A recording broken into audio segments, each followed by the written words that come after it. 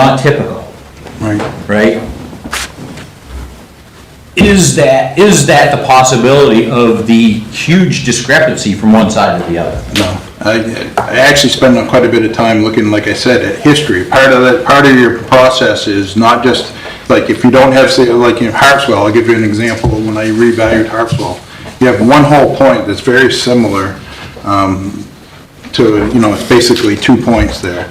One had lots of sales, one didn't, but if you go back in history, you look at similar properties, say, similar, and looking at historically, the properties in this neighborhood sold for more even way back. So like if you go through in our ratio studies, a lot of those we're trying to, if you look, they basically take and throw out the worst and the best. Like if you go to the very top, the lowest and the highest.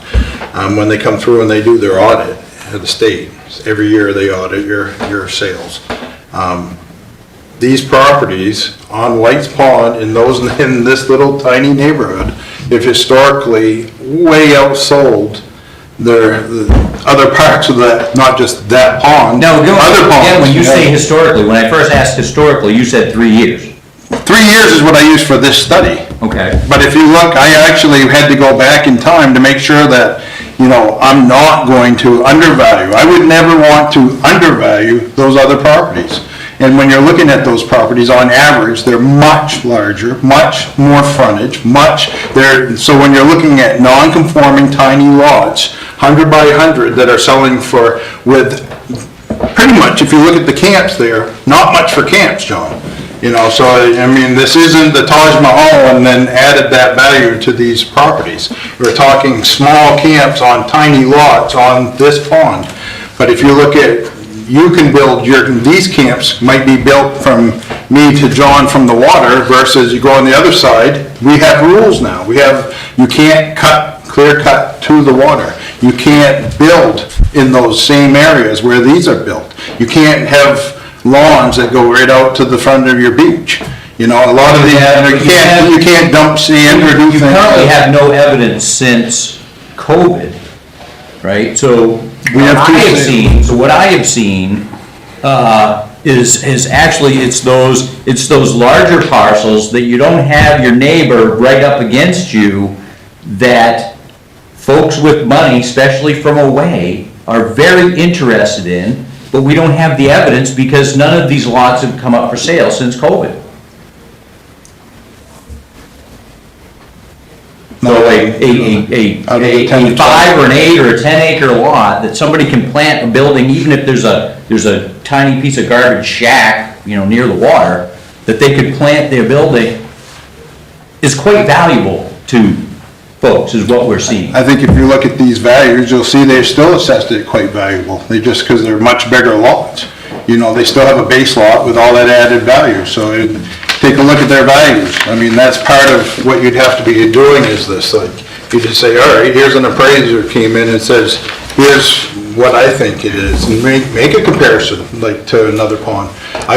Like when we were talking Hicks Pond, which is, when you're looking at that, historically, the ones over there had sold very close to what those ones on the other side had. So. Thank you. Can I speak on that for a minute? Hicks Pond's on a town-maintained town road. It's not on a private road like ours are.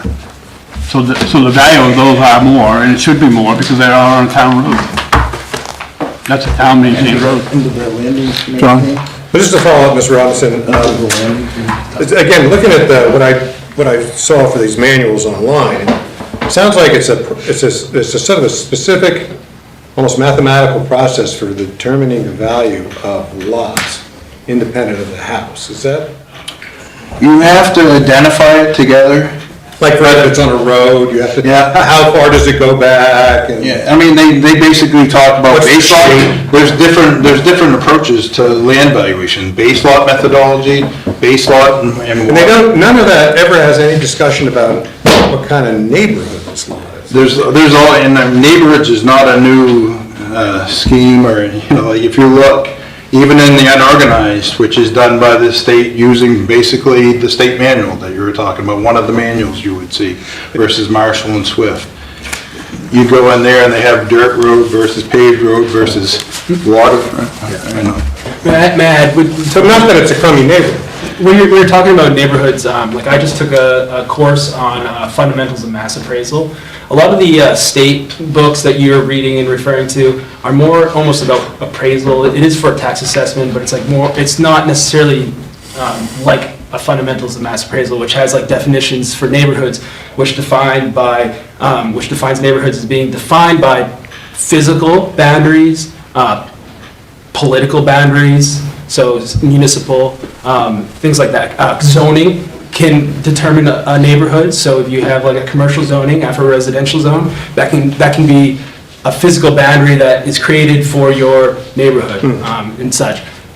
These two neighborhoods specifically, like these are assumptions in a sense. When I'm saying what I'm about to say, is because the sales are so crazy. It's like, why did this happen? So you think, why did this happen? On Exhibit K, I have a lot of information on like what could make these different, and some of that is when you first turn into the Camp Road, which is the less superior neighborhood. The first building on the left when you turn in is a large, old, dilapidated building. Windows broken, doors broken, big pile of tires sitting in the driveway. And just off to the right of that is the entrance to the neighborhood, which they are both private roads, yes, they're both dirt roads, yes. But this one's a little bit better than what I would call an ATV trail, something like the tracks up in the county. Like it's an ATV trail, but it's not nearly like the other entrance, which is a wider road, cleaner, clearly taken care of by more people because there's more people that live down there. And then when you go in, it branches off into two different areas. It used to connect at the end, but there's been discrepancies with neighbors and who owns the right of way and whatnot like that. Just so there's no trespassing signs everywhere. It looks like they've had problems in the past. In my couple times being down there, it's just very much different than being over on the White's Pond Loon Lane in that the first time I went down there, I had one of the guys on the right. So when you're going into this narrow driveway, off to the right, there's a not dilapidated but less maintained home. There's another pile of tires behind his house, garbage all around it. And he actually chased us down one time when we were in there and tried to fight us, tried to open up our door and fight us, thinking that we were with his mom or watching him or something, and then began crying. And I say he might be a kid, but he's probably older than I was at the time. And then the next house down isn't on the water. It's quite far from the water, like over 75 feet again. That one's a nice home, not bad. And then there's a camp, seasonal camp. And then next to that is the other dilapidated home that has... I don't have to cut you off, but I think I get the picture. Yeah. And the problem I continue to have is, and I won't belabor the point any more than I have already, but I don't see how those negative factors that you've just pointed out relate to the value of the shoreline. And when you say that this property is crummy, so it's going to have a lower valuation, and Mr. Cray's property is nice, so it's going to have a higher evaluation, doesn't seem to be relating to the quality of the shoreline as much as the quality of the junk or the nice stuff that is... Or the quality of the neighbor. That's the problem. Yes, okay. I don't want to belabor the point. Maybe we're talking quality of the neighborhood. Yeah. Well, so, for instance, when you're talking land and building, like kind of like what you were asking, like why is quality of land and why is land value different? Well, because the building prices are going to be exactly the same if you're on White's Pond, Loon Lane, as if you were on the Camp Road, which maybe, so the value of that building is the same lumber that you're buying from Crescent Lumber right down the road. So the influences are in the land because you're buying the location. No, I know. I get your point, I think you've got mine, let's, I don't want to take any more time than we have. Well, my concerns here would be that we'll start with the significant undervaluing or overvaluing the property, and in this case, the shoreline, because we can show that there is uniformity with other properties. And I think that we could also be concerned with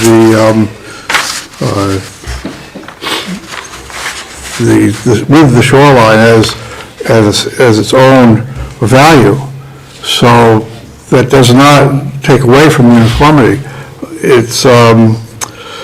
I think that where it was summarized here, that, I don't know if it was you who brought us this summary, or if it was the assessors, that says,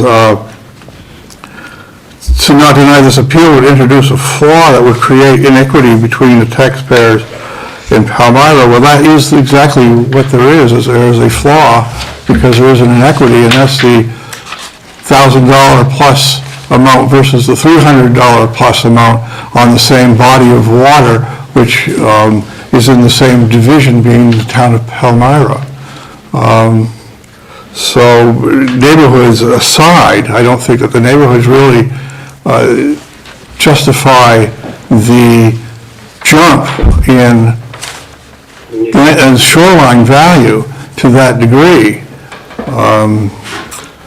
I think that you did your due diligence in the sense that you worked with what you had according to what was provided to you, but I don't think the assessors of Palmyra were infallible in the $300 versus $1,500 shore frontage, especially when it's on the same quality of lake frontage.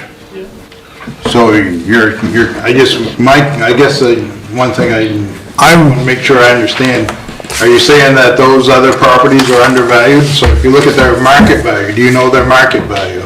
I'm not saying that they're undervalued, I'm not saying that they're overvalued, I'm just saying. Well, I mean, that's part of, I'm saying that there's no equity between the properties. Regarding the shoreline, which does have its own cited value. Right. So that's where I stay on that. For unjust valuation, you have to show that their valuation versus their valuation. So you'd say either you have to not just show that, you have to show that, okay, because of this, these two, we'll say they're similar, that these other properties are greatly undervalued for their market value versus his. Or, you'd say, well, because I mean, right now, we have two sales. If I was going to do an appraisal, if I'm doing an appraisal and I'm in his property and I go look at his property, this is what I'm going to use. I'm going to use the sales comparison approach. I'm going to take those two sales and I'm going to look at his property and I'm going to make comparisons to his house, to those houses. I'm going to make comparisons to that land, to his land. And then I'm going to, so if I looked at those others, so the unjust value, so when you're looking at this, with the case law with it, basically you have to say what you're doing, it creates harm. Not just so like when you look at your assessment, you have to show that manifestly wrong, it's so wrong that it creates harm. The courts have deemed that harm, and I don't remember if it's 20% or 30% before you can even make an adjustment. So I mean, that's something you'd have to do as research. I've included the case law here.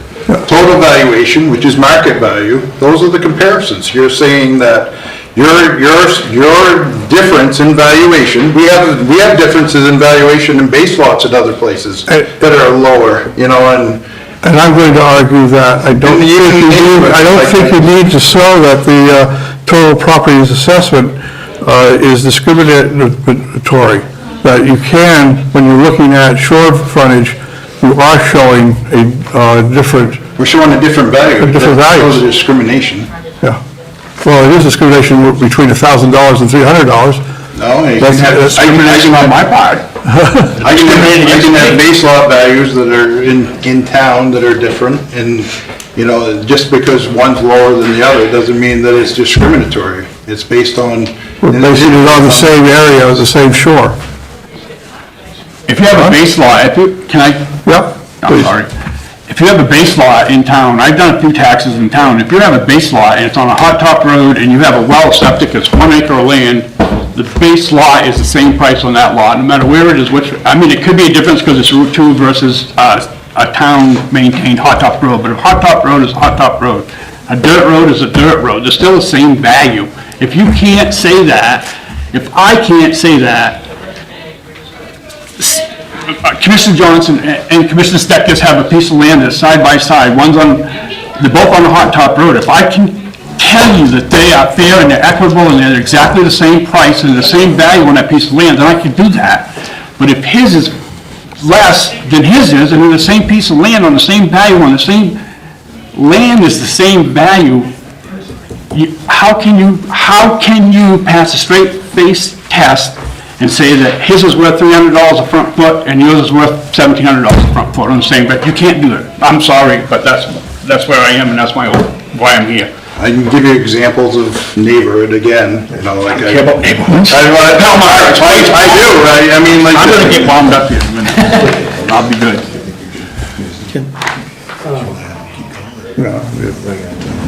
Mr. Chair, can I just clarify a couple things from my note? Sure, please. I'm not a commissioner, so I don't have a say in this. This is Tim Curtis, our county administrator. We chatted ahead of time. I'm saying that for the, For the record, thank you. See, don't forget to swear in. you mentioned the sales ratio. So even with this revaluation, you're under 90% in Palmyra? No, we're at 100. No. Okay, so this valuation brought it up to 100%. Yes. Okay, all right, I just want to clarify. I thought, I heard like 85%. Well, these are the two sales that we had on the pond, they're right next to his. Yeah. That's after our assessment, that's what the ratio is compared to the sale. So when the state puts that in their study, they're gonna have a range. They're gonna have every sale in the town of Palmyra inside their study. And these two are gonna be on one portion of that. And in regards to the neighborhood, do you as the assessor's agent determine these neighborhoods, or they already were? We determine, and we go through our process and we do determine if there's neighborhoods. So, I mean, that's part of a revaluation, is looking at sales, similar properties, you know. We have subdivisions that are created specifically to add value. So just to give you an idea, you can have a subdivision that has a paved road, but it also has in there, might have stipulations. You'll see that they include no trailers. They'll have that you have maybe an access point. So there are differences and.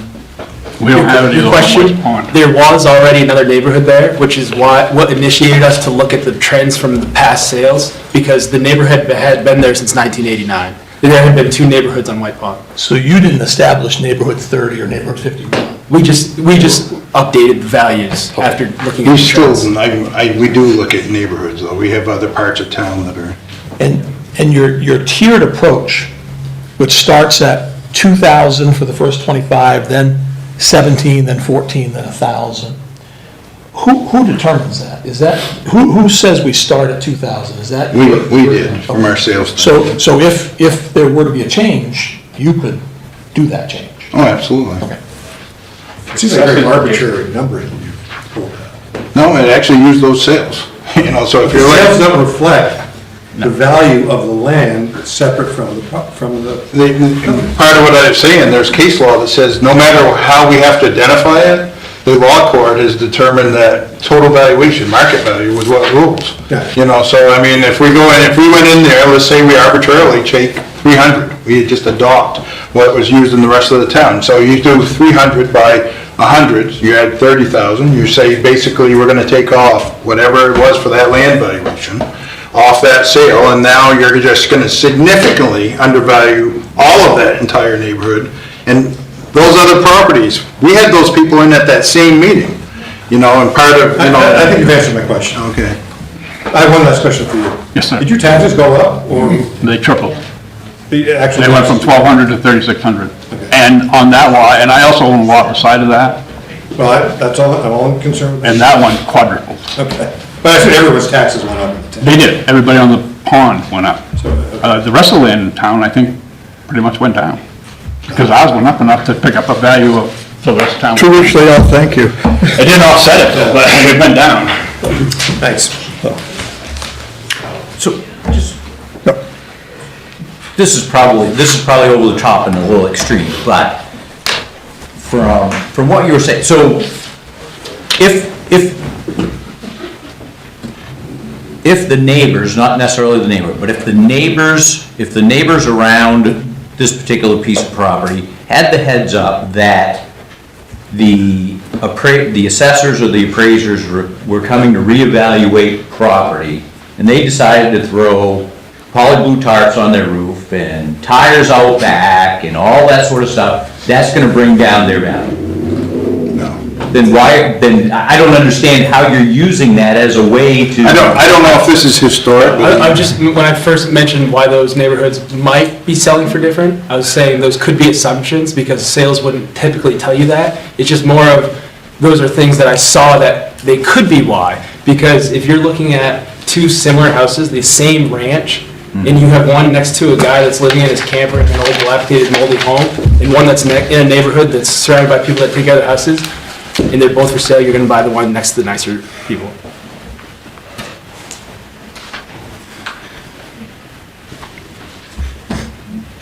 Well, that's not necessarily true. Depends what one has for considerations. Right. I'm saying, So if you look at on the other side of the pond from me, on that map, lot number 9, just sold, it's 40-foot frontage. What's the radical side over here? That just sold for $37,900, $39,700, whatever. It's about $1,000 a front foot. And that was when we were going through the talk of the thing.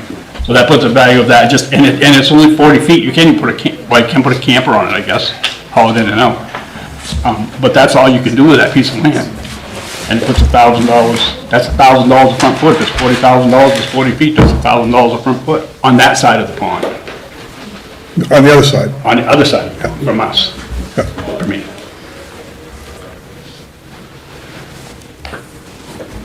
well, I think we have enough to deliberate upon and get back to you. I think we How have- do we do that? Deliberate? Well, I did, there was supposed to be my little cheat sheet here, but I don't have it. Let's see. At some time following the hearing, immediately following or at a later date, the commissioners will deliberate on and make a decision on the abatement request. This meeting is a public meeting, but is not open to public input or participation. Right.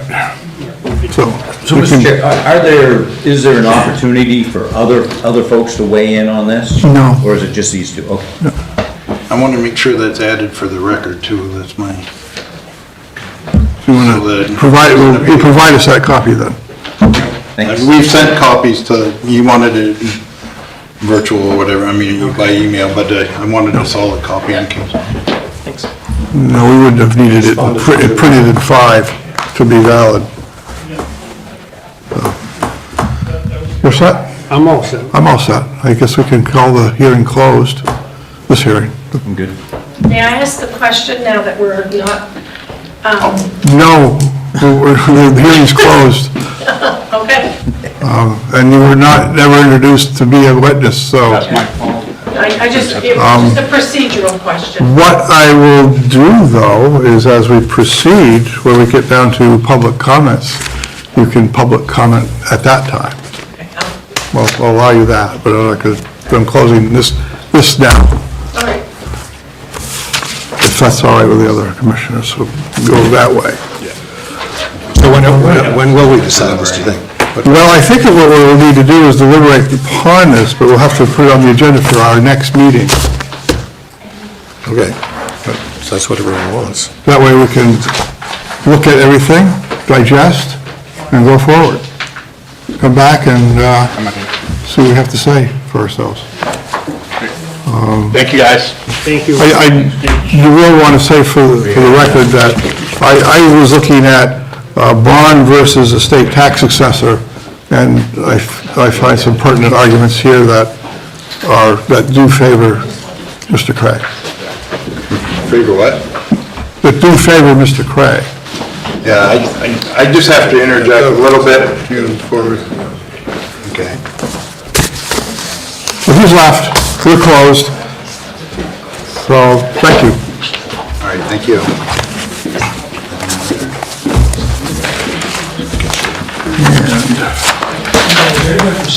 oh, yeah. thank you. They're ready for you guys now. See if people, yeah. He's definitely one here, okay? Oh, I know. Yeah. Hey, how you doing? The movie star over there. See the movie Get Out? I know. You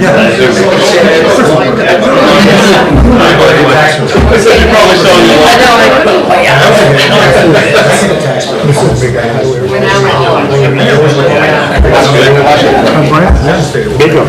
We're How did they come up with that?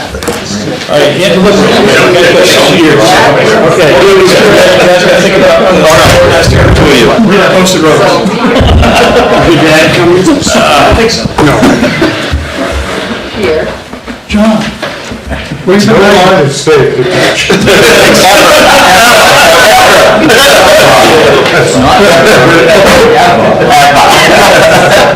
Come on. There was a young guy that said that. That's right, sir. I grew up with that.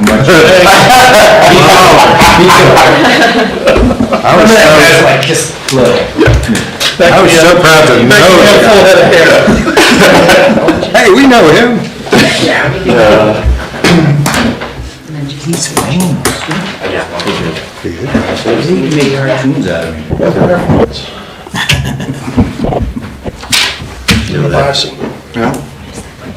Robert Redford. Jim Knight just squeaked his way in. He even had a line, he said. We'll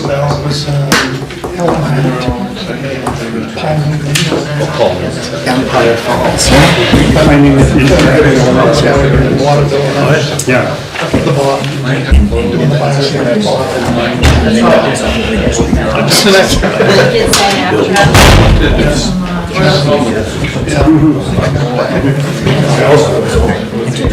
Okay, great. That's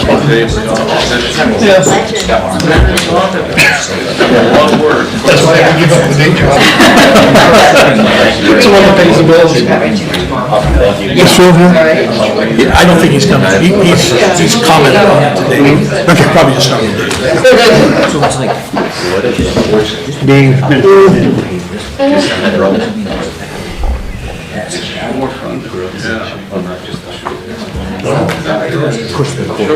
Okay, we shall continue with the discussion. Road posting on the unorganized territories. Dave, would you like to start us off? Basically, I wanted to double check on the email we received. As far as the Lake Moxie Road goes, you're only going to be using a section in the Forks Plantation. Okay, so since the last meeting, we've had some construction plans that have changed, I want to say due to the accelerated spring season and also some of the availability of equipment. We've had some breakdowns, so we've had to move some equipment around to areas that are matted already. We got some little issues moving mats around because you got to have availability. So in moving all these crews around to keep everyone moving, we moved some to the south, which took out of play Robinson Way and also Mina's Way, which is in the county piece of the Lake Moxie Road. With that being off the table for the length of time the drill rigs are going to be down there, because we can now work them in a linear fashion, getting multiple poles done down there. We won't need them back up here till after mud season. So that takes the need for the county piece out, and we don't need that now up there in Lake Moxie. However, the piece between Troutdale and where the line crosses, 0.3 miles, we just need the wire stringing equipment there, the puller and the wire trailer, to finish the wire pull all the way up from Moscow. So that's the only need up there. So it made more sense where that equipment's already up on the Deadwater Road to keep it going that way, instead of bringing it all the way around. So that's how we looked at that. So that operation is going to stay like that till after mud season, and not have to go back in there till June. We're looking at the only need because of outages that I talked about earlier at the prior meeting with ISO, that we need to try to make, is just needing the Pleasant Ridge Road up to the power line and about 0.4 of a mile on the Bluff Road. That has a pole pad up there, which I did not realize at the last meeting, and it's for the fiber optic that gets pulled across the Kennebec at that point. So we're pulling from Lyman Hydro across the Kennebec over there to the dead end poles. And by having the outage on all the lines at the hydro, it's a one-shot deal. So that's the only piece we're really looking to come to the county to say, can we use this? The equipment that is over there is not going to be your big heavy tractor trailers, drill rigs, or anything like that. We've got a single pulling reel on a tractor. It's already on site, 60,000 pounds. The guys will be coming and going from that site with pickup trucks and one-ton vehicles. They may have a bucket truck, which the bucket truck that they are using that has a basket on the end of it's like a crane, because we have to hold the wires up over the road. They call it a bat wing. That's a 60,000 pound rig. So just those two vehicles are the only ones needed. Yeah, Phil Curtis couldn't be here today, had prior commitment, but we discussed this, and he has no concerns on using those vehicles on the Bluff Road or on the Pleasant Ridge Road. The Ridge Road has a very good foundation under it, and we paved a part of the Bluff Road a number of years ago going up to the Bluff Road. It was a fairly steep entrance. Yeah. So we have that paved, so they won't do any damage to soft ground there. And once they're up on top, it's gravel, but I don't think that'll be a problem. No. So as far as Phil's concerned, it's fine for them to do their work in Concord. And since they're not going to be using any stretch of the county Lake Moxie Road, we're pretty much all set. Thank you. Thank you. So just to be clear, so the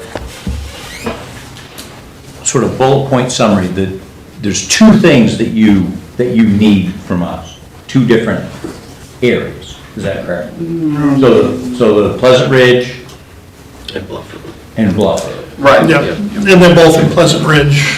They're both in township. Right. No, they're, Right. yeah, right. So those are the only two things that you That's the need. only two, yeah. And you and Phil are good with both of those? Yeah, Yeah. yeah. We were more concerned with the Lake Moxie Road and all that discussion of paving, replacing damage, all that stuff. If they're not going to be using that, then that relieves that concern. If I may, I just want to clarify, because I have a resolution later on for the commissioners to pass. I want to make sure the wording is right. Sure. So the resolution is to authorize overweight loads from Central Maine Power on Pleasant Ridge Road and Bluff Road. Yep. The email refers to Jackson Pond. Is that? We don't need. We don't need them. Okay, Don't need. so really it's just Pleasant Ridge and Bluff Road. Yeah. And what township are those in? Concord. We're in Concord. Okay, that's the way I have it written. And this 60,000 pound truck, is this going back and forth, or just going up there once? It's gonna go up there, do the work, and when the work's done, it's gonna go back up on the Deadwater Road. It's a tri-axle, it's got an extra set of dollies on the back of it that help push the weight over more of the axles, so, So it's just up and back? up and back. Yeah, it's not like every day going- No, we're not gonna keep coming with it. They've only got 4 of them in the fleet up there, so once we use them over there, we have to take them all the way up Deadwater and use them again as we march towards Troutdale. Now, this is. And that's gross weight, Bridge, not who's net fixing weight. that bridge up in Deadwater? That's the total weight with everything, the 60,000? Yes. So in that, is it a resolution or is it It's resolution. a resolution? Okay, so in that resolution, just to be safe, could we put that number, That's, 60,000? we're of like mind, Joel. I'm sorry? We're of like mind, that's just what I was gonna say. You're learning, you're learning. I mean, is that, we're not gonna get out there and weigh the truck. I am learning, this is true. I'm learning all the time. I hope that you keep up. Every single day. I hope you keep Oh, up. there's no way I can keep up with you. We're just getting started. Has it already been a long day? Can I ask another clarification, Dave?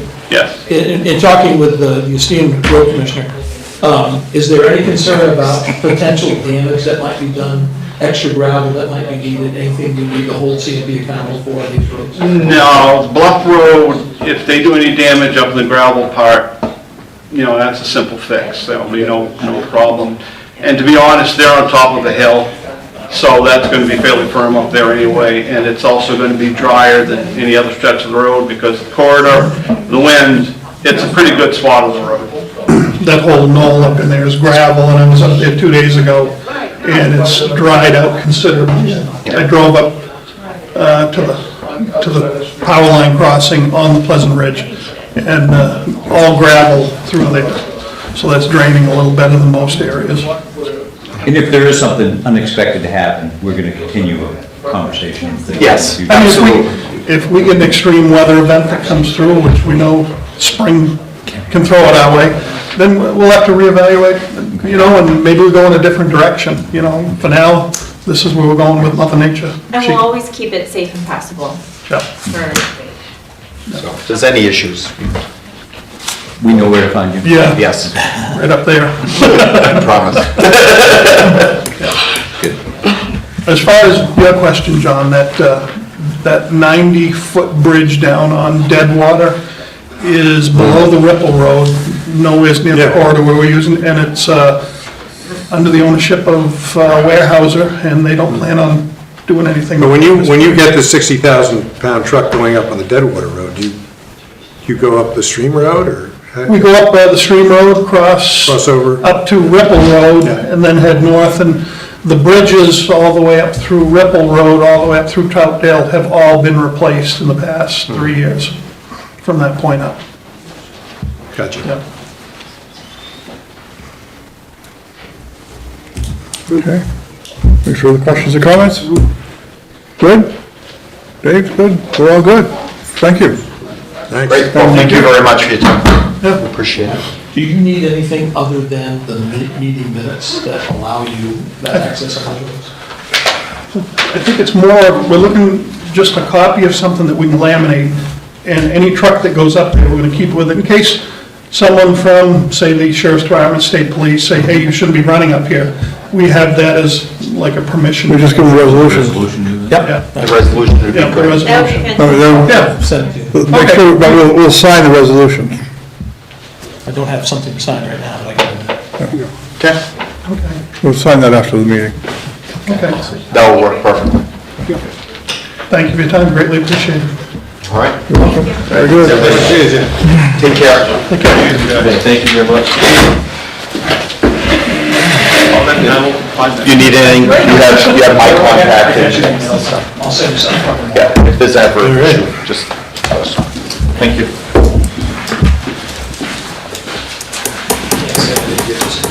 About 5 minutes back. Yeah, you're giving me Should be on. budget stuff? Help.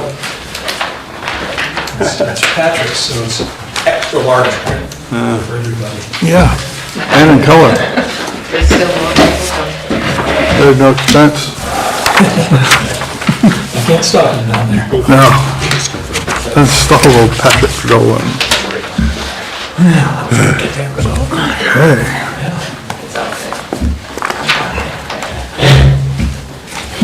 Thank you.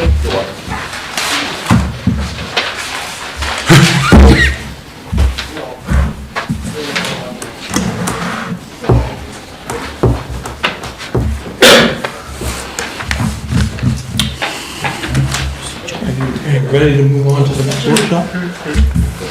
Yep, we're here, finalized FY '25 budget review. Okay.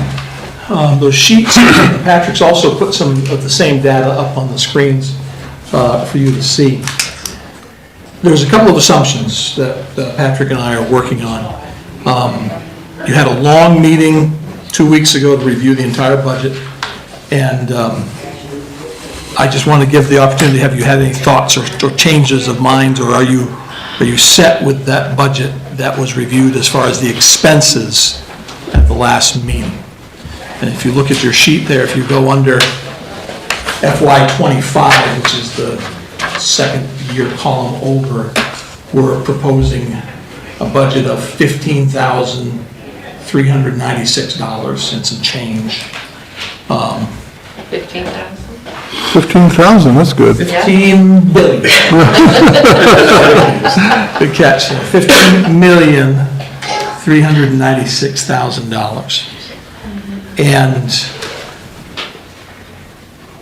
so if the assumption is the commissioners are okay with that budget as prepared, the next step is to discuss what do you do with funds that are available to reduce that amount, in other words, to offset taxes. Over the last couple of years, the board has utilized ARPA funds. There are a smaller amount of ARPA funds remaining, and then, of course, there's undesignated fund balance. So I'm, again, working on presumptions here, and I just want to clarify. Is the board committed to continue to use ARPA funds to offset the budget? Because your ARPA funds, by rule, have to be allocated by the end of '24 and spent by the end of '26. So when Patrick prepared and reported to the federal government what the county was going to use their ARPA funds for, it was to offset operational expenses. So that's what you did in the two previous budgets. I just want to presume that you're comfortable doing that in these coming budgets. Is that the 400,000? Correct. That's it? No, there's more. How much more? About another 615,000. Yeah, look at 2026. And what's the plan for the use of the 215,000 left that has to be spent by that deadline? The 400,000 for FY 2025 and the 615,000 for FY 2026 is the final amount of ARPA funds. Oh, the 400,000 isn't part of the 615, there's 400,000 plus 600. Right. So the, And the plan for the 615 is basically the same thing we're doing here, just it's more. right, It's a bigger, yes. so is there a rationale why it was split that way as opposed to 50-50 or anything like that? It's to level out the projected increase in the overall budget. Okay.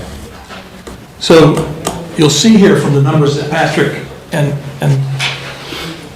I say Patrick and I, but he did most of the heavy lifting, put together here, way down in the bottom right-hand corner, you see the projected increases if you use the funds the way that are recommended. And so for 2025, if you apply that 400,000 of ARPA funds, you have a 3.1% increase. In the next year, you're applying 615 from ARPA and a little bit from fund balance, 475. That kind of shoots for a 4% overall impact to the taxpayer increase. Then the next year is a 4%, the next year is 5.6. Obviously, the further out, the harder it is to forecast what the actual budget will be. So in reality, you have $3.1 million of fund balance. You could dump all of it into this budget right now, and you would be temporary heroes, right? Because you would drop the county tax tremendously. Kick the can further down. That's what they say. Well, no, you would drop it, and then you would yo-yo it Right, back up exactly. next year. So the idea of using this undesignated fund balance, which you have the control of, the recommendation is to spread it over periods of years. And the ARPA funds actually allow you to put more undesignated fund balance towards later budgets. And that's what Patrick has done here. You can see that in FY '27, he's forecasted using 1.4 million, and FY '28, 1.4, almost 1.5 million. And in doing that, that's the money that we have in hand right now. So we know that money will be there in a couple of years, and you may actually add to it over the next couple of years. If trends continue. If trends continue. And we continue to budget for unfilled positions, we will continue to. If we don't fill those positions, right? Yeah, this year, the general fund projected to be about 900, projected to be roughly 1.3 million favorable, but 900,000 of that is due to open positions. Wow, it's amazing. So we had a lot of turnover this year.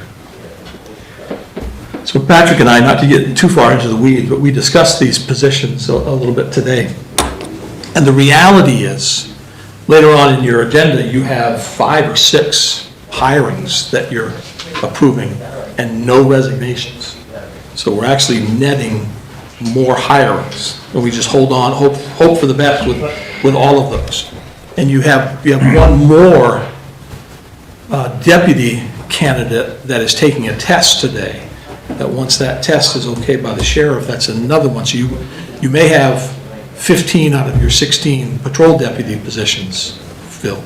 So we're moving in the right direction. I think the jail administrator said he's hired 5 people between the last 2 commissioners meetings. Will they be filled, or they still need to go? All depends on how you hire them. If you hire them with green pin, they're filled immediately. If you hire them with no training, they go to the academy. Yeah. So, I was just wondering how many need to go to the academy. last time I talked with Chief Mitchell's, it was 5. So 5 of those new hires. My understanding. So it's a process. Yeah. On the way there. Well, I like what you got here, this makes sense to me, instead of the yo-yo approach or the king approach. As far as our undesignated fund balance, do we have enough to sustain the 6 months, 3 months or 6 months that we keep? The 20%. Yes, the 20%. This 3 million undesignated fund balance that we're using is actually the overage of the 20%. So Okay. we're still withholding the 20%. Yeah, so,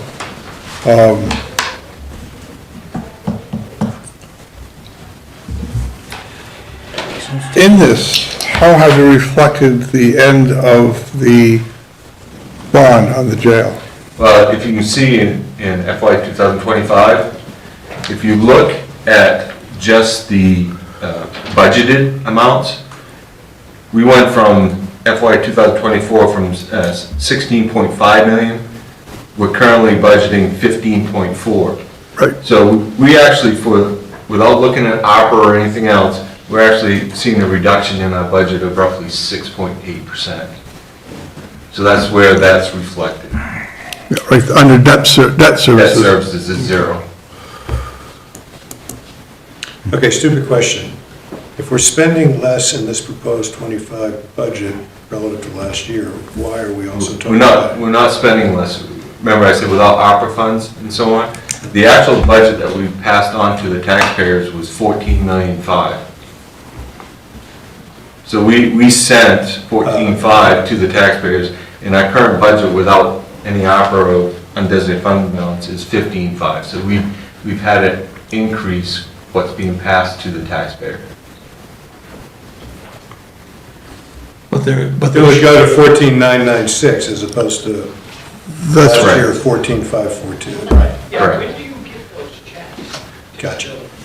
And the money that we would use to pay the debt is set aside in escrow. Yes, sir. So we're not raising any more money from the taxpayers to pay the debt. Right. So the jail is paid for. In theory, yes. However. Yeah. In theory, however. If you're ready to have that conversation, a little bit you had on Zoom, but in person, this budget, as you're presenting it now, looking at it, raises the jail cap 7%, 7.1. And so that's basically the increase to the taxpayer, is that net amount that they're paying more for the jail. As we're all still learning here, I've come up with a way for me to understand it. In the town of Madison, there's the Madison budget, and then there's Madison Electric. Madison Electric is a pseudo department of the town, but it stands alone. It has its own fund balance, it has its own way of generating revenue and all that. So I kind of translate that to the county budget and the jail. The jail is a department of the county, but its budget is completely different. You can cut all sorts of costs and you can add all sorts of revenue. It doesn't really impact what the taxpayers pay for the jail because of that legislative jail cap that every county is required to pay a certain amount of their county budget. So it's very hard for us to grasp the idea of, well, if we reduce costs at the jail or if we increase revenue at the jail, does that save the taxpayer money? Not necessarily. Because the more we raise from that tax cap, the less dependent we are on savings. So this fund balance that you're dealing with has nothing to do with the jail. The jail has its own fund balance of $3 million that we use every year to balance that budget. And even though I was on the budget committee for 8 years, it was like 2 days ago that I understood this. So I got 7 years to go, I guess. Exactly. But maybe That's good. Pat's been the jail cap evangelist for the last 10 years. And that's where it says, I mean, jail cap does not appear on this document, so. It does.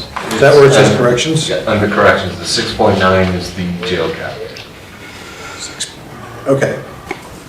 The jail budget is roughly 11.8 million.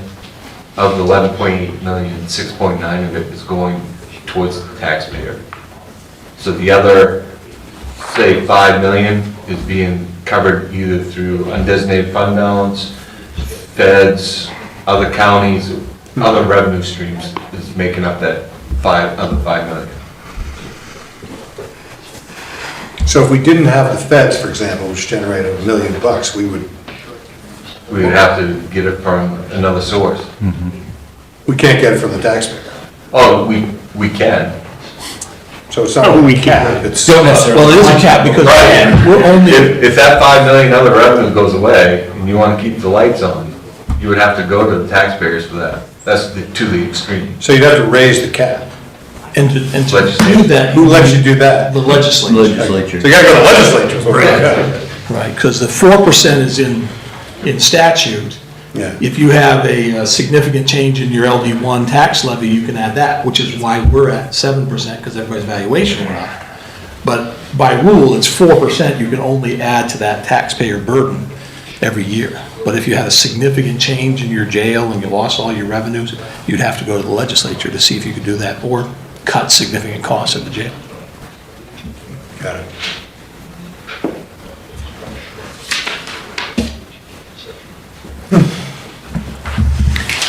So you'll see a resolution just halfway down the page here to approve the FY '25 draft budget as presented to go to the budget committee. So that's what this workshop is for. If there's any other questions?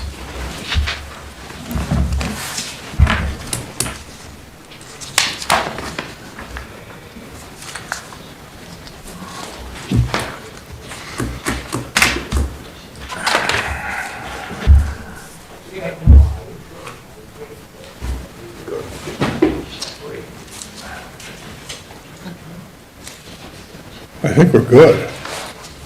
I only see steam coming out of everybody's ears, but overthinking. Okay, I think we're good. We're all set with the budget, and you want to send it to the budget committee? Well, when we get to. So move. Well, we'll get to it. We're just done here, we're going to approve that down here. Yeah. Okay, so we're good with the workshop portion. Thank you.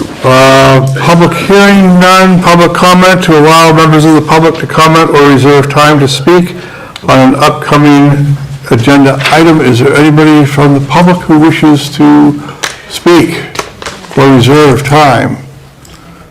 Seeing none? New agenda items, commissioners only. No. I don't think we have any. I also think that this is probably an illegal agenda item. We might want to look at that. The new agenda items? Yeah, because we have to post them earlier, so we're not posting agenda items, but there might be some wiggle room there. Somebody whispered into my ear about that. I just thought I'd bring that up and we'll do our due diligence. Was that originally created so that commissioners could propose a future new agenda item, maybe? Not a new agenda item for today, but Maybe it's for a future one, but we could do that anytime anyway, as long as it's posted properly. So, but that would be good if you're going to do something for a future, just as well. Good question, thank you.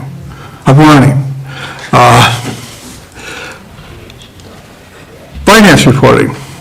As I mentioned, the general fund looks to be on track to be favorable by roughly 1.3 million to add to the undesignated fund balance. And the jail is about 200,000 added to the undesignated fund balance, so still tracking well. And this is because of positions being outfilled? The general fund is, you got about 150,000 for the overlay that we never used. About 900,000 for labor. You got about 600,000 for interest income favorable, offset by 275,000 of undesignated fund balance that we didn't use. So that makes up the 1.3 there. And when it comes to the jail, we have roughly 700,000 extra in revenue when it comes to the feds and other counties. And we are tracking about 1.4 million favorable for labor, which is offset by 2.1 million that we are having in there for undesignated fund balance. So the net's going to be about 200,000 for the jail. And it looks like the state is going to continue with the $4 million to the counties for their jails. And there will be apparently no further revenue stream from the state in this session. So the counties aren't getting Anything more than the $4 million that was originally Okay. Do provided? we know what portion we're getting? Not I yet. do not know. And it hasn't come to pass yet. Can I add something? Can you explain the sublocade capital? That's a resolution. Yep. As you know, we got the sublocade program at the jail. The state has already contributed in total, both programs, over $1 million already. There was discussion to get extra funding to get us through this fiscal year. And the state basically asked, well, what is the county going to contribute? So they're willing to add another 300,000 to our grant, if you want to say grant or funding, if we commit 100,000 of our funds that we're getting from the opioid payments. Yeah. So we have a resolution in there. We currently have roughly 190,000 in those funds. We're looking to use 100,000 of that so that we can, sort of like a matching, to get the 300,000 from the state. And you'll see that in the resolution. They did that last year too, didn't they, Pat? Yeah, we did that about the same time last year. Last year we used 50,000, but this year Yeah. 100,000. So was the opioid money a one-time, No. one-time amount, or are we getting a yearly? Yes. We're going to receive, it varies, anyways between 50,000 to 100,000 over the next 10 years. And then I think the next year, 8 years after that, it may go down between 20,000 and 50,000, but the distributor legal agreement, I think, is an 18-year payment, but it goes, the last 8 years really goes down. It's almost like prorated situation. Yeah, and then there's still another, I think, 5 or 6 cases out there, Walmart, Rite Aid, whatever, that they're trying, so we may get some additional funding over and above what we currently get.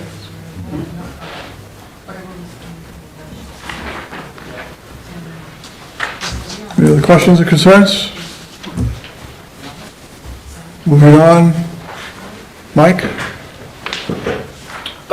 Just real quickly, the disaster assistance center that we have in the EOC right now that FEMA is staffing and small businesses staffing will be closing on Saturday. They'll be moving out. They had originally had April 1st as their deadline. They go 60 days from the date of the declaration. Their numbers are starting to slow down, so they're starting to move, close up some of the sites. People can still go online or call the 800 number and make a claim up until April 1st, but they are closing. As of early this morning, they'd had 194 people that they had processed through the assistance center out there. So it's been valuable to the residents of the county. About $865,000 has already been returned to property owners in the county from the storm. We had they're showing right now 122 homes, residents in Somerset County that had habitability issues that had to be repaired. 25 had major damage. We have none so far that are showing as destroyed. We had some different results when we went around and did our survey. So that's moving along. The public assistance is moving The deadline for them to make those requests is March 31st. I know Dave's already been contacted as far as the county goes and had a meeting with the program manager for the county's portion of that December storm, so those are already moving along. And lastly, in case anybody hasn't heard, because I found out there are people that haven't heard, there's an eclipse happening, solar eclipse on April 8th.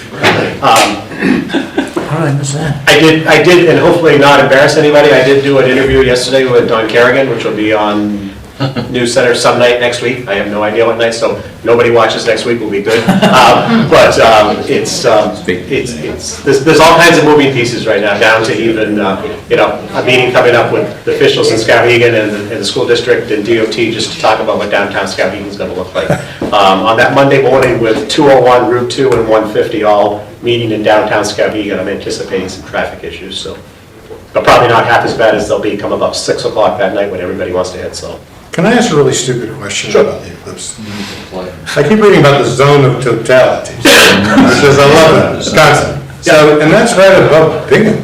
It is, the zone of totality is, however, the center line, if. So here's my question. So if I go above Bingham, You will see some. what, do I see like part of the sun, it doesn't cover the whole sun? No, you'll see a complete eclipse. But shorter in duration. Correct, and you're not on the center line. And understand, John, I've learned this through this whole process is, for people who are committed to going to the eclipse, it's very important for them to be on the center line. Because it's longer? Yes, actually, the longest duration of darkness in the state of Maine is in Jackman. Okay. So while Holton is advertising real heavy, and Millinocket and Greenville are all advertising real heavy, Jackman still has the longest duration of darkness. And that's fitting for Somerset County. So, I think it's 4 seconds, man. we live in a land of darkness. So if you're in Skowhegan, you see like part of this? I think you'll see some changes, yeah. If you're in Connecticut, it's just another day in Correct. on the beach. Correct. I mean, the issue, I mean, even NASA's come out with their numbers, and NASA's saying that there could be up to 24, 27,000 visitors come to the state of Maine. I'm going, yeah, okay. What about the 1.3 million people in the state of Maine who don't live in the zone of totality, who are going to be traveling that day to those areas? So I'm not so much worried about the out-of-state people coming in as I am the 1.3 million people in the state who are going to be going north. It's going to be raining, Doesn't matter. It's going to get dark. They don't care. Do they get the day off? Never mind. Oh, they are? Yeah, no, they don't get the day off. School let out? The school in Jackman is closed because they are actually housing first responders, or there's some first responders volunteering to go up and help the Jackman chief through this process. St. Joe's Hospital actually has volunteered 2 doctors, 2 PAs, and 2 RNs to be up there to set up a separate clinic up at the school. But they're not busing SAD 54 up there to? Not that I know of, however, Bowdoin and Bates and UMO are all bringing buses in. Wow. Oh, The we'll Jack go one? with it. Did you hear that? What could possibly go wrong? I mean, you have residents up there who are telling the chief that they have 20-plus family members coming to their house for the weekend. So it's not just the fact that the lodging's all sold out, and camps are all sold out, and you can't get a Vermo north of Bingham. Actually, I had Don Kerrigan tell me yesterday that they tried Skowhegan and could not get hotel rooms in Skowhegan for the weekend leading up to the eclipse. Well, I'm getting a lot of cousins I haven't seen in a long time. You found some relatives, so, yes. And the train's not gonna stop. The train will not run. The train is not running during the day that day. Well, let's just hope that it's not running, but it's not stopping. No. All right. Wow. All right, very good. I'll take pictures and share them with you. The only way I'm gonna see it, probably. Well, are you good? Yes. Okay. I'm gonna jump back to Tim for administration. I skipped over that, my apologies. Sure, not much there. Commissioner Johnson joined the jail administrative team and the sheriff in our first round of corrections union talks last week. We've made some counter proposals that we're going to release to the jail union or the corrections union, and we'll meet again next Tuesday. So that's that plus everything else I kind of touched on is in my report. So No other union negotiations? that's the only one, the corrections and the supervisors, that's the only one that's going on right now. Very good. That's it? All right. Tanya? Just a couple of correspondence I was going to share with you. We had a citizen send a card in for one of our dispatchers who remained on the line for over 31 minutes doing CPR with her, reassuring her, and so she sent him a thank you card, and she really appreciated his service. Another is one of our friendly callers. We have a group of 10 people that call in between 7 and 11, 7 days a week, and just to check in to let us know that they're okay. And if we don't hear from them by 11, we'll touch base with them or send a deputy. One of them sent a nice card to everyone, just say how much the program meant to them. And just that 1 minute phone call sometimes just is enough to make a difference for them.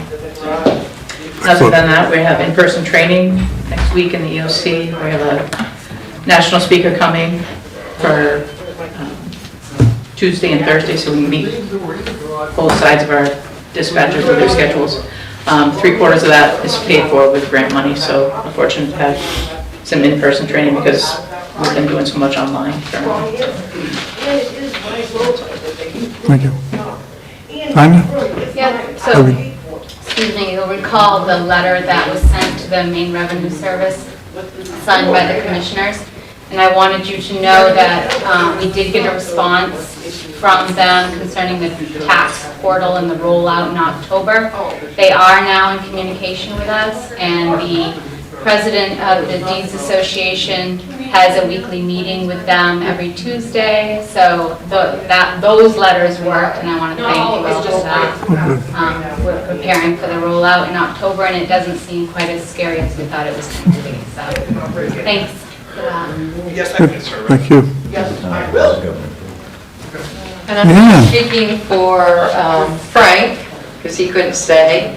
They are excited. They have a new employee coming on Monday that we hired. Her name is Donna Picard, and she was working for the town of Skowhegan, and they're excited to get another staff member up there.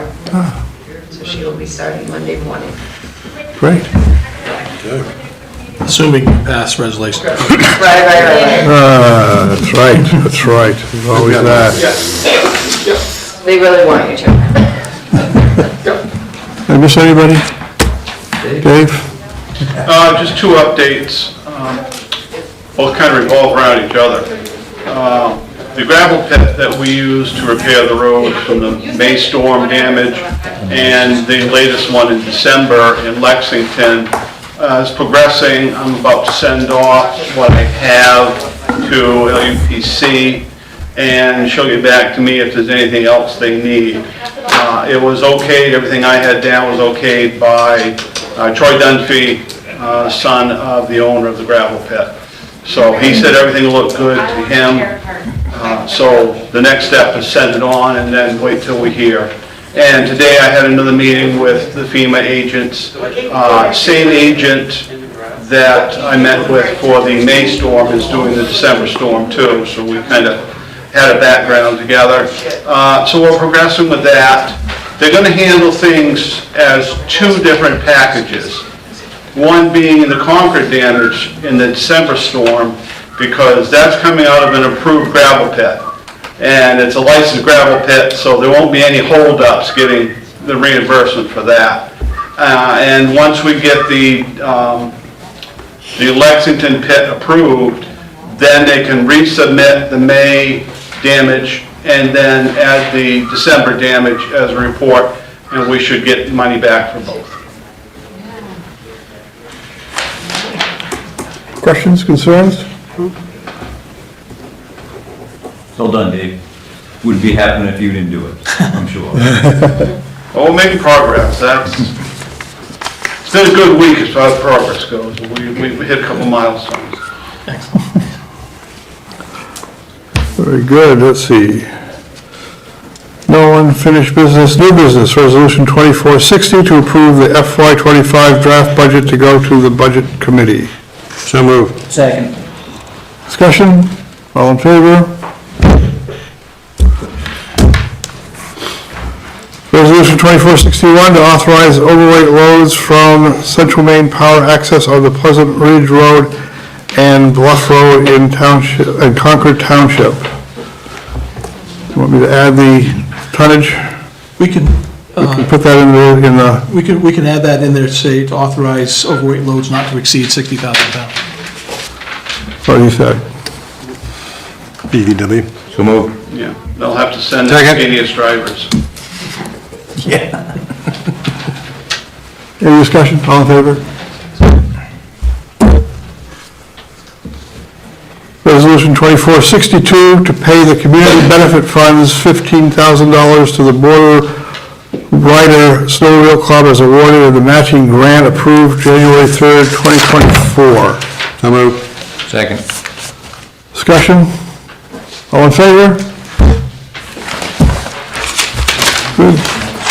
Resolution 2463 to approve the following hiring recommendations. Stacy Hall and Rosanna Terrell as correction officers for Somerset County Jail. Sarah Ramirez and Jeremy Papa as dispatchers for the Somerset Communications Center. Nicholas Rotundi as judicial marshal. Donna Picard for the position of legal assistant in the district attorney's office. So moved. Second. Discussion, all in favor? Thank you.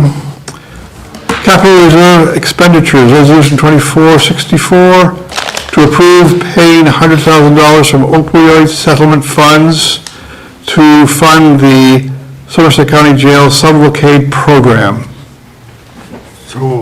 Second. Discussion, all in favor? Let's go, thank you. Mr. Chair, if I could just interject here. The next resolution has to do with the sheriff's request to order a vehicle for the UT. We just purchased one, and this would be the second one that would be under order. So we did an RFP, and I have two unopened bids here. I'm going to give these to you, and I'm going to step out to work up the language for you to sign for that CMP resolution, so you'll have something to sign. So I'll be right back. Okay. Thank you. Two bids. Let's see. This bid is from O'Connor Chevrolet. 2004 Chevrolet Silverado, four-wheel drive crew cab, 147-inch work truck. $51,877. And this is extended warranty available.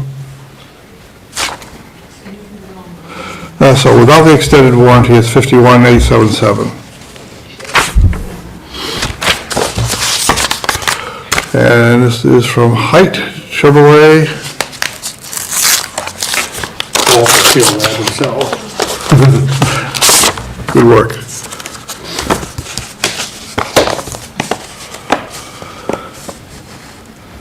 Height Chevrolet GMC agrees to furnish one 2024 Chevrolet 1500 crew cab meeting all specs requested from the Sheriff's Department, Somerset County Sheriff's Department for the amount of $54,200.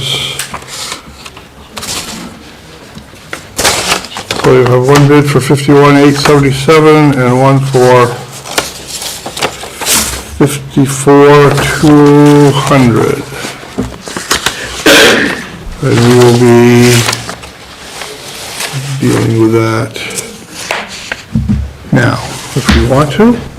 Those are apples for apples? It says apples for apples. This is a Chevrolet Silverado. And the same thing. Chevrolet Silverado. 10543, crew cab. Yep, work truck. All the same. Okay. What was the end number on both of those? The end number was, on the Heights Chevrolet was $54,200. For the O'Connor Auto Park, it was $51,877.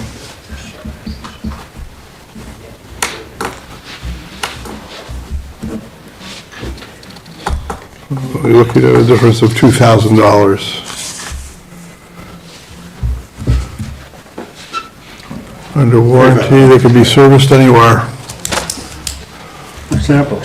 Under warranty, they can be serviced here or there, Yeah. so that's not an issue. It kind of pains me to say this, but it seems to me that we have to go with a lower number. There's a substantial difference. It's a substantial difference. And maybe there's a wake-up call, I don't know, for local dealers. I don't know. It's Well, a comfortable situation. I'll tell you what we'll do. Why don't I go into resolution 2465 and we can bring it up for discussion? Oh, right, of course. We're out of order. I apologize. Resolution 2465 to approve the order of a new patrol vehicle for unorganized territory. Do I have a motion? So moved. For a particular vehicle You gotta pick and one price. in your motion. I'll second that. Still have to pick one. We have to pick, okay. You have to, in your motion, you have to determine which one you want. 54-2, I'll pick that one. It's just discussion at this point, so we can either vote it up. We really have to vote it up or down, so, yeah. Right, we just want to. And you're seconded. Yeah. Okay, so we have a motion for the amount of $54,200. Discussion. Well, I reluctantly state that I would be not in favor of the motion because I think there's a substantial difference between the two bids, both of them are Half of reputable 1%. dealers. And I know we've heard, since I've been on the commission, that we really benefit from local service, and we've been dealing with the high bid for many years. But it seems to me there's a substantial difference here in price, and mindful of the taxpayers, I think we ought to go with a lower number, period. And maybe by the next time we get another vehicle, we can get back on track. But who knows? Things change, so And it's, that would be my view. and being under warranty, they would be serviceable at, the warranty is taken care of at either place. It should be, yes. Yeah. So, Based on the amount of mileage, though, I don't know how long that warranty would be valid. Warranty's usually 60,000 on GM. If we're assuming that we're gonna put 120,000 miles on these, like we had before. well, yeah, the warranty is the warranty. Well, yeah, I think. And then after it's out of warranty, it's out of warranty, so, You have it serviced. yeah. And you also have Anyway. and I suppose that either one would supply an extended warranty if need be, so. Because I was out of pocket, what was the difference between the two bids? Roughly 2,000. 2,500. $2,323. So the 54.2 was from, 2313 is what you said. and there was 50, what was the other, 50? 51,877. And our system is working. The one we just purchased for the UT that was bid out several months ago, we paid 55.2. So that's what we just Prices paid. are coming in. Yeah. And that was a 2024 model as well. Same thing, was it the Silverado? It was, yeah, it was almost exactly the same vehicle. Yeah. Interesting.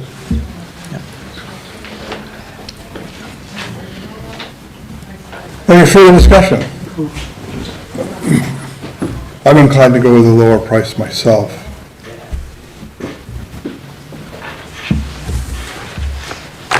So, all in favor of the motion of 54,200?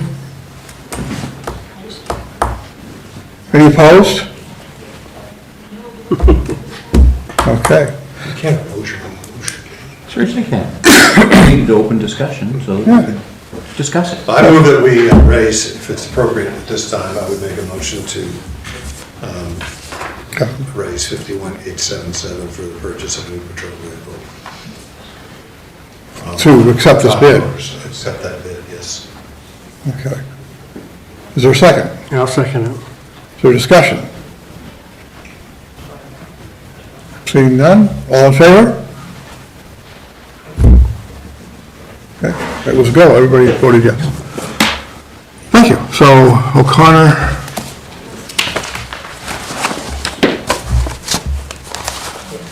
There's that.